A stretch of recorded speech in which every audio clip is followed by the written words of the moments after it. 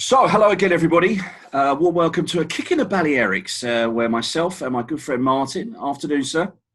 Good afternoon, Richie. How are you, mates? Yeah, very well, thank you. How are you? Yeah, it looks very sunny in Ibiza where you are. Or are you? Have you just played around with your computer for the last week? It was actually very sunny. This is the background pictures today at Port Manny because my son has started training again now. So I was lucky enough to be able to. I actually assisted the coach today. The only way I could actually go and watch him train was if I became the coach's assistant. So it was a bit of back to the future today, Richie, to be honest. So, but I enjoyed it, mate. Very good. Good. So following on from what we did last week, this is a Balearic blog. It talks about Balearic football. We look at, obviously, the professional game, featuring our teams, Real Mallorca, who will be playing in La Liga 2. Also in Segunda, which Atletico Baleares will be playing in. And on Martin's side, you've got who again? We've got in Segundo B, which is where I'm going to specialise in for this series. This year is going to be the UD Ibiza, which we've got some big news later. Also, we've got Penya Deportiva as well, which I know we're going to speak about. Yeah, and I've also got UD Poblense, which I forgot about, who just got promoted as well in Segundo B. And then the last part of the show today, we're going to talk about local football because both of our boys have just started local football. We want to get into that in a bit more detail at the end. So we'll start with Real Mallorca, I suppose. They're the sort of the team that has made a bit of the news this week. That Vicente Moreno finally has now left the club. Espanyol had been in for him. I think his head had been turned around about February time, is what I'm hearing from different people. His head was turned in February. He might go to a few different clubs who are looking at him because obviously the success that he brought Mallorca since they went all the way down to Segundo B, and he's brought them back up 2 promotions in 2 years. And he thought possibly, I don't know whether it was money, bigger, better club, I don't know. But they wanted €1 million compensation. Espanyol did want to pay the money. So there was a bit of a tit for tat for about 2.5 weeks between the 2 clubs. And eventually, it was announced yesterday that Moreno is off. Well, 2 things I'm going to ask you, Richie. Do you rate him as a manager? Yes, in a way that he was very good, obviously, bringing the club across 2 promotions. I think he was found a little bit wanting in La Liga because didn't really have a lot of La Liga experience. That may not just be down to him. That could have been down to the personnel that he had in the team, because I think we talked about last week, he didn't really have a lot of La Liga players that, had played. Salva Sevilla is probably about the only one that was really, really, who had played in La Liga before. So he was struggling a bit on that side. He's a quality player, Rich, as well, isn't he? Yeah. I only watched Mallorca 2 or 3 times this season, but he was a real standout for you, even in La Liga. Will he go, Richie? I know I'm diversifying here. No, I don't think so. Listen, Salva Sevilla signed when they went down to Segundo B, and the sort of the agreement was with him. They wanted to build the side around him in order for them to get back up again, and so it proves he was the sort of the catalyst, if you want, for putting the promotions together. He scored in the playoff final as well against Deportivo La Coruña. I think Moreno's gone. Yeah, Moreno's gone. Right, he's gone to Espanyol. But did you see Espanyol what they did this week? They're trying to overturn their relegation. Have you seen that, Richie? Yeah, I did.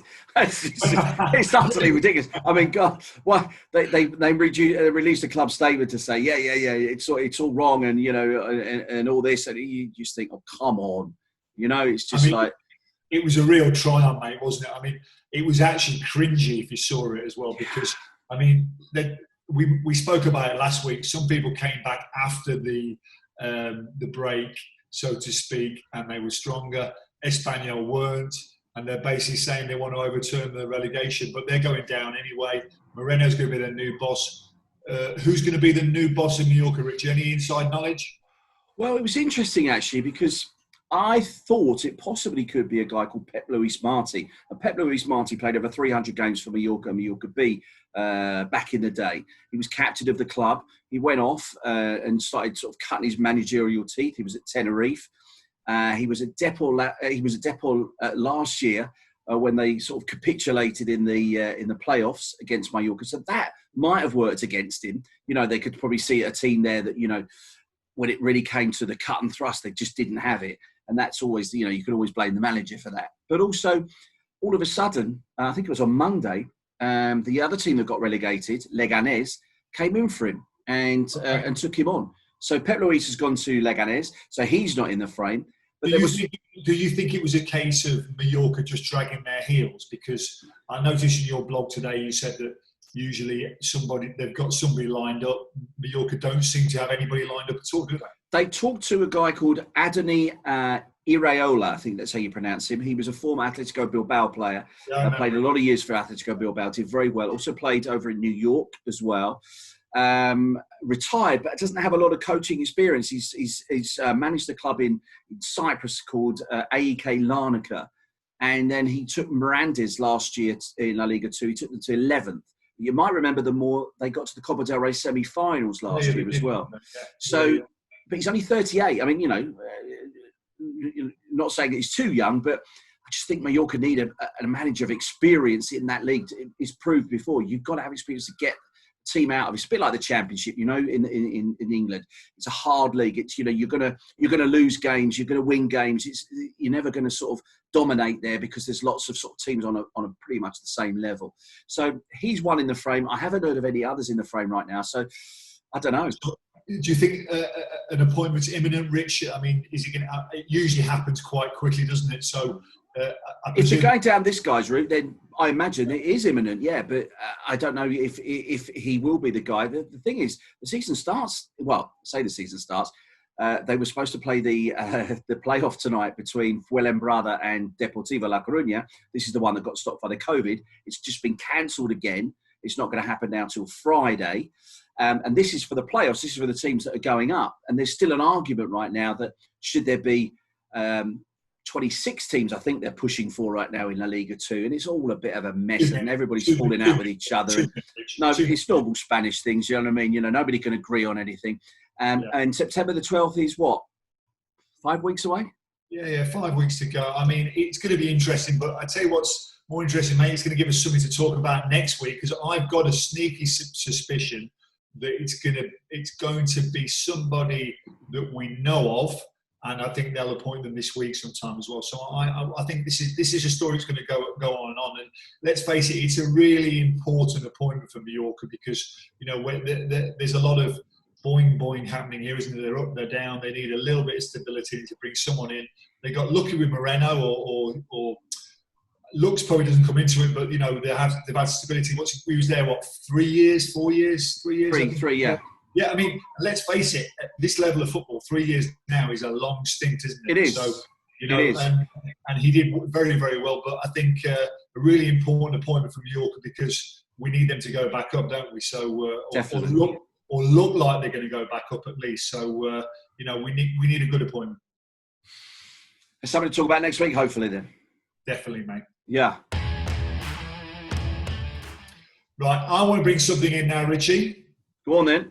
I want to talk about the Balearic managerial merry-go-round. Oh, blimey, it's unbelievable, Mark, since we last talked. So I'm, last week, I think you told me about Kassan last week because you got it through leaving Penya. So let's go through what's happened this week. So obviously we spoke about Moreno leaving Mallorca. We got Kassan has left Penya. Now I've got a little bit of a nice story for you, Richie, here actually about Kassan. I said to you last week about Atletico Baleares. I had a little sneaking feeling. It was a gut feeling. It was nothing more. Now, in the meantime, Atletico Baleares have actually announced a new manager, haven't they? They have announced a new manager, yeah, and it wasn't the bloke that you mentioned. It's a guy called Jordi Roger Ceballos. Yeah, Ceballos, yeah, so same name as a guy who plays for your team back in Arsenal. But yeah. I did actually speak to my source at Penya last week, actually, and after we had that little chat about, I had a gut feeling that Kassan was going to go to Atletico Baleares. He actually got offered the job. Okay, this comes from a very good source at Penya. He got offered the job. He actually had a contract sent to him. Okay, he signed the contract, sent it back, was waiting for the official a word from Atletico Baleares, and in the meantime, they then announced Roger as their new manager. So as you can imagine, Kassan and his management team were scratching their heads because, I'm actually good friends with a couple of them. They were preparing to actually move lock, stock and barrel over to Mallorca, only to find out the next day that actually the owners of Atletico Baleares had appointed somebody else. So just shows you the kind of the strange things that happen even in lower league football, even in Spain, because I had a feeling Kassan was going to go there, and it was confirmed to me later in the week, and I was waiting for the big announcement, and then that came. So what do you think about that, mate? Well, did Kassan leave Penya Deportivo to come to? Was it in the way that he was going to leave because he was going to Balearic? Yeah, it's a really, really good question, Rich. And I think Kassan left because I think he knows that he's taken Penya as far as he can go. The smallest budget in Segundo B, they totally outperformed what they should have done. A lot of local players. He's got a good eye, but I think it was I can't remember. I think it was a Dominican international ball team. It was a cracking player. I can't remember the name. And he just brought those three special players in who just rejuvenated the season for them. And they went on. So his stock is high. I don't think he left Penya to go to Atletico Baleares, but I think that might have been the back of his mind. Now he's a free agent, and I believe he's had a couple of interesting offers from Segundo B teams. Nothing fixed yet, but I'm expecting them to go as a management team to somebody in the Segundo B in the next 7 days. There you go. World exclusive. Well, this Jordi Roger Ceballos, he's managed Cornelia and Real Linense in Segundo B. Real Linense were in 7th place before the lockdown, and that's obviously how it finished, because obviously they stopped the leagues at the end. Interestingly, he was the manager of Cornelia for about 11 years, I think, wasn't he? So he was there quite a long time, I think, yeah. Yeah, a long time. So that says to me that he's a steady character as well. So it'll be interesting because I believe is it German owners at Atletico Baleares? Yeah, it's a German owner, yes. Yeah, yes. It's a German, speaks his mind, like most Germans, Yeah, well, funny enough, my source at Penya Deportivo wasn't very complimentary of him, because I think when contracts are exchanged, mate, then they probably should be honoured, but not on this occasion as well. So very interesting. Obviously, we've got the other one, which is Ibiza, UD Ibiza announcing a very surprising coach, which we're going to do after the break. Yeah, so we've covered quite a lot of ground already, but one team we haven't covered properly yet is UD Ibiza, of course, that you know much more than anybody does.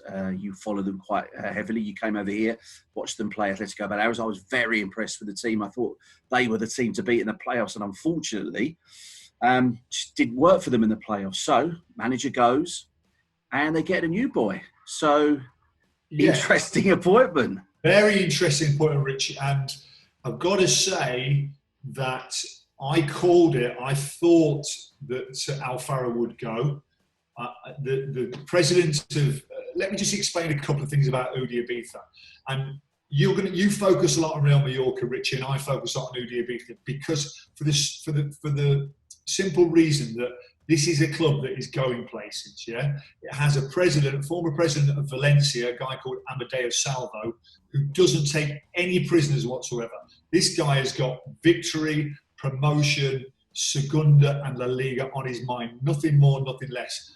I have it on good authority. It costs him a couple of $1 million a year to keep UD running, yeah? That comes out of his pocket, yeah? So I think when you get a president like that, Pablo Alfaro, who did a great job, by the way, in my opinion. He went last week. We were waiting for a new appointment, and it's one of your old boys, Richie, I believe, isn't it?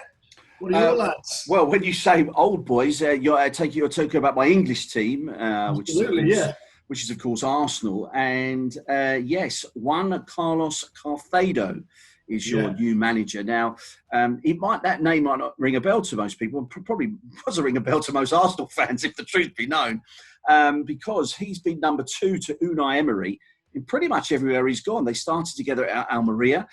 They went to Valencia, Spartak Moscow, Sevilla, Paris Saint-Germain, and were together at Arsenal. And he was sort of just basically the number 2.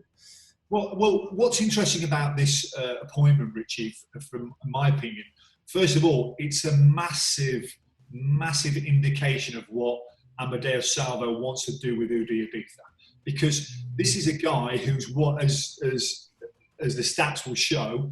Okay, he's only ever been a number 2, by the way, which is a really important point. This is his first stab at being the boss. Yeah. As we know, think of Brian Kidd, think of Craig Shakespeare, think of all those people who are trying to become the boss, and they're a very good number 2, but a really awful number 1. So it's a big job for him. But I think Steve McLaren, yeah, absolutely, yeah. Please, mate, that hurts me. So, it's a big statement by Amadeo Salvo from UD Ibiza. Big job as well for Carcedo. This is a guy who's won, everywhere he's gone as a number 2 with Unai Emery. But, you don't work for people like Unai Emery and not pick up, the basics, and they don't pick up tips and information and everything on the way. So, I mean, it's a really exciting appointment, Rich. I don't know what you think about it, but I think it's a really exciting appointment because, you tend to find that number 2s in Spain are actually the ones that are more the tacticians. If you, funny enough, because I look back when he got appointed, and I thought number 2 at Arsenal, I don't remember him. And then when you actually go back and you look at some of the videos, he's the guy that's doing all the warm-up stuff with the players. He's the guy that's obviously doing quite a lot of the tactics. He's doing quite a lot of the set pieces, all that sort of stuff, where sort of, the manager is sort of just picking the team and putting it all together and telling them how they want to play. This guy's probably has been on the training field more than possibly Emery was. I don't know that for a fact, but I think that might be the case. And so you're right. I think he could come with a great pedigree, but they obviously liked him. They liked what he said at the interview, so he's got the job. Let's see what he does. If you look at his CV, Richie, so you got Almeria, Valencia. I mean, Valencia, we know, a massive club as well. Then he went to Spartak Moscow, and this is all as number 2, by the way, to Emery. So let's be straight about that. Spartak Moscow, which is an experience in itself, and then Sevilla for 3 years, which they won 3 Europa Cups back to back. Don't forget. Mm-hmm. Yeah. Then he went to Paris Saint-Germain again, number 2 for Emery.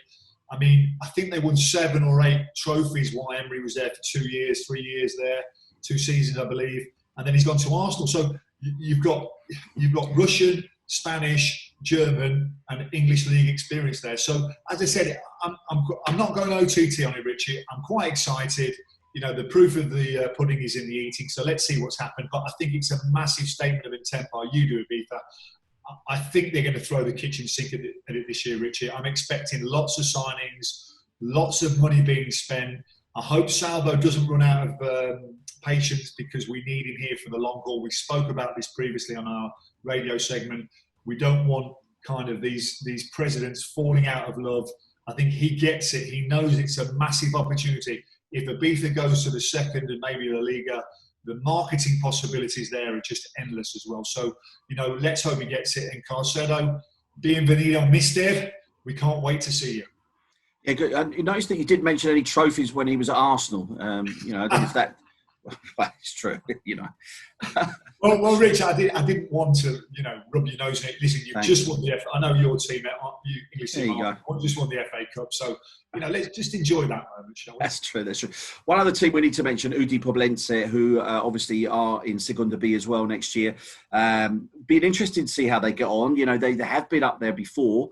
And I was checking out, because I don't really know too much about them. I thought, well, I must check them out a little bit. Quite a famous player was born in Sapobla. I don't know if you remember this guy. He was called Ivan Ramis. Yeah, I saw your post on it, Ramis. He played for Wigan as well, didn't he, I believe? Yeah, he did. Yeah, he had a big transfer. He might have gone to West Ham, but he ended up leaving Real Mallorca to go to Wigan. He played last season. He played at Eibar as well. He's played a couple of seasons at Eibar. He's done quite well. Obviously, he helped them stay up. He's had to retire now. He's had a bit of a bad injury, but he's had to retire. So, yeah, I'll keep my eyes out for UD Poblense because, as I said, I don't know too much about him. I'm trying to find out more as we get through the season. Well, Richie, a few things on UD Poblense. I mean, great that we've got another Balearic team in Segundo B. So that's 4 teams now that we got there.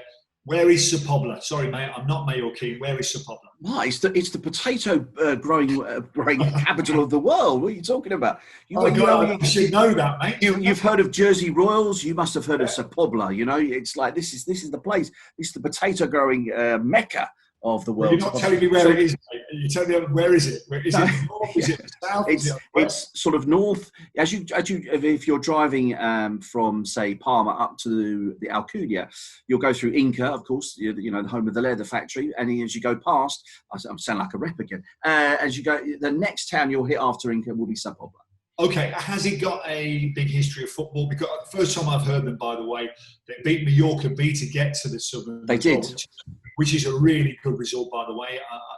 We've got a couple of Ibiza players at Mallorca B, and I know they were probably nailed on for that, to be honest. So to beat them with a 94th minute goal, I believe, as well, to beat them. That's right, and they didn't get beaten to Thera at all last year. They went through the whole of they ended up playing up 27 or 28 games into Thera last year. They didn't lose one game. That's why they were where they were. These could be the dark horses, couldn't they? Possibly. Yeah. Let's see. As I say, I don't know too much about them. I've been to the stadium. It's an interesting stadium. It's an interesting stadium, mate, isn't it? I looked at it online yesterday. Yeah, it is. It's like interesting. It's like an oval. It's like a big egg, basically. Yeah, it is. Yeah. My son has played there, actually. One of my sons has played there many moons ago. So let's see. As I say, you know, it's nice to have four teams in. And what people might not know is that these divisions are regionalised, so they will all be in the same division. So they'll all be playing each other, which would be great. So there'll be a lot of little derbies going on everywhere throughout the course of the summer, the season. So it'd be good to keep our eyes out for that. I hope we can get to see them, Richie. That's all I'll say. Fingers crossed. Yeah, I think we will. Listen, there's one other thing I want to mention before we get onto local football, which is this team I talked about in my blog today. They're called at Zeneta UE. They're managed by a former Valencia player called David Albelda. I think that's how you pronounce that. And they have the smallest population ever to play in Segundo B. 1,271 people. It's unbelievable that they've managed to get as high as they have. It's not even a village, mate, that, is it? No, it's not, is it? It's utterly ridiculous. It's a settlement. Yeah, exactly. I don't know which I imagine, I don't know which area of Spain that is. It might be the Valencia region. I'm not sure. Maybe I should check that out and find out where they're playing, because it quite possibly could be in our league. I don't know. Let's see. Fantastic. So good to chat about Segundo B. We are looking at local football. Obviously, this podcast wants to concentrate quite a lot on local football because it doesn't get mentioned that often. But it's very, very important. It's very important in the fact that with all these other teams doing well, the reason they're doing well is because they're bringing through players from all the other teams that are part of the Balearic football sort of group, if you want. And, you know, I know that Mallorca and UD and Atletico Baleares and Penya and all those sort of, are always looking for players to bring in to their sort of Hoover Neal teams, which is the teams sort of around about, or boys of about 17, 18-year-olds who will then hopefully step up and be able to move into, you know, Segundo B or even to Thera as well. So your boy's just started training today, Mark, hasn't he? Yeah, well, he started a couple of weeks ago. First time I've actually been down to watch him, Richie. I mean, what I would say is, I go on the FFIB website quite a lot. Yeah. You as well. I do, yeah. FFIB and Football Baleares as well, I use as well. Yeah, so, I go on the FFIB.es website, which has all the teams, all the different levels from all the four islands. Obviously, Formentera playing the Ibiza League, by the way. I just say don't have their own league. So the three separate leagues as well, FFIB. I've got to say, Richie, I mean, is there another place in the world that has so many football teams? I don't think so, because every single village, every single town in the Balearic Islands has at least one team. We've got two in San Antonio. I know you've got plenty where you are as well. So it's a really exciting time to be involved in Balearic football, and luckily, obviously, we're two fathers living our lives through our children, aren't we?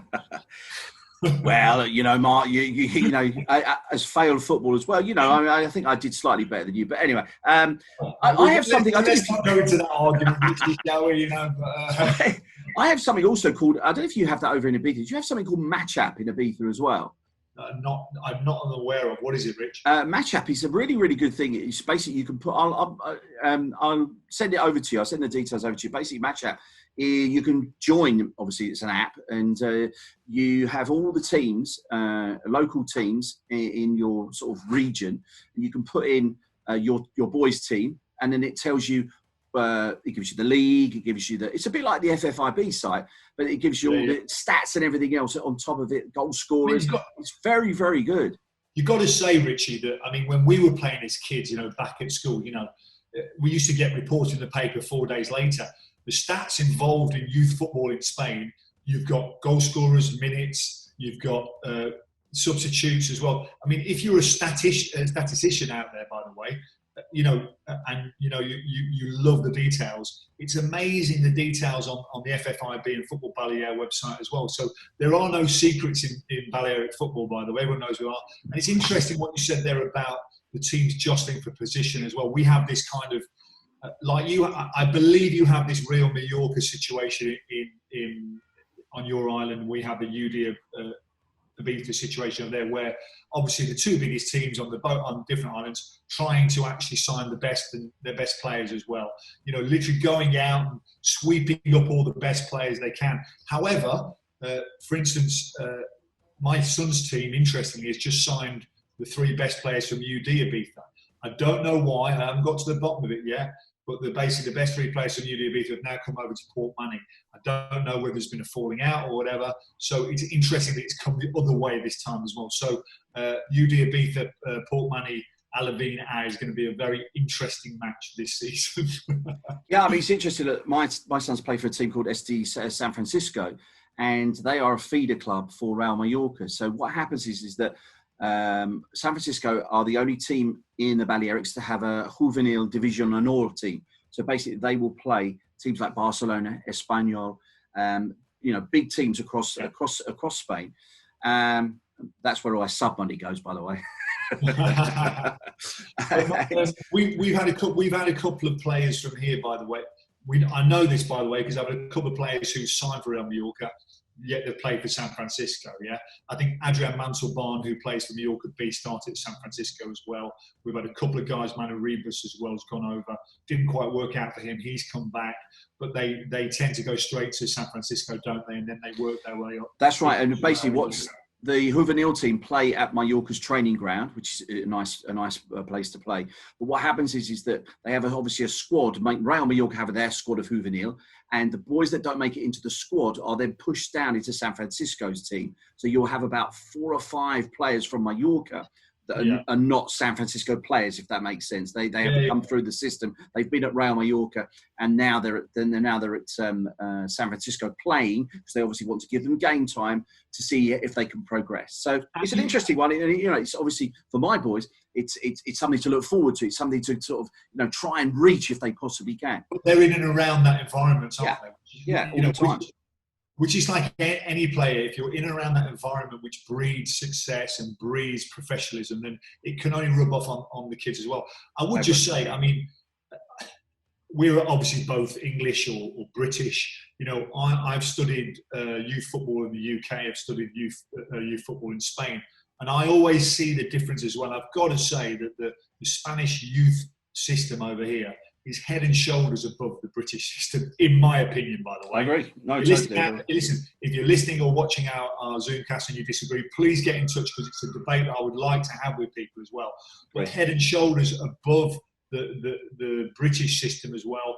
Just the professionalism, the way they go about things as well. From about the age of 11, it really gets very serious in Spain as well. So it's something that, I'm particularly proud of being the Balearics, because, my son's team is won the Balearic Championship 2 years out of 3. A bit more difficult 11 aside, because they go with the big boys now. But, Balearic football is alive and kicking and very, very strong, even on a national level. I agree. Listen, Mark, when we grew up, I probably used to train my local team when I was growing up. I probably trained once a week, maybe twice. It just depended. My boy starts pre-season next week, my 14-year-old.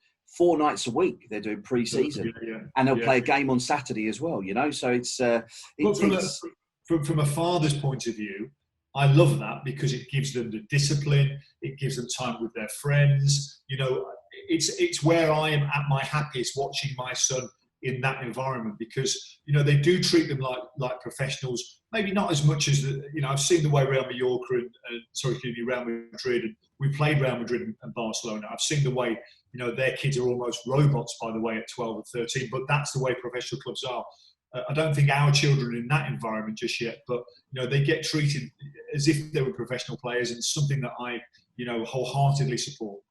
Yeah, I agree, and you know, most of them have to turn up in the right, you know, dress every game. You know, whether it be the club shirt or the club polo, tracksuit bottoms, trainers. You know, nicely turned out. Don't look like they've just got out of bed. Do you know what I mean? They're obviously training. They're made to shower every single day. Quite know how that's going to work out right now, obviously with the new protocol, but we'll obviously find that out next week when we go training again. But you're right, it's very, very professionally done.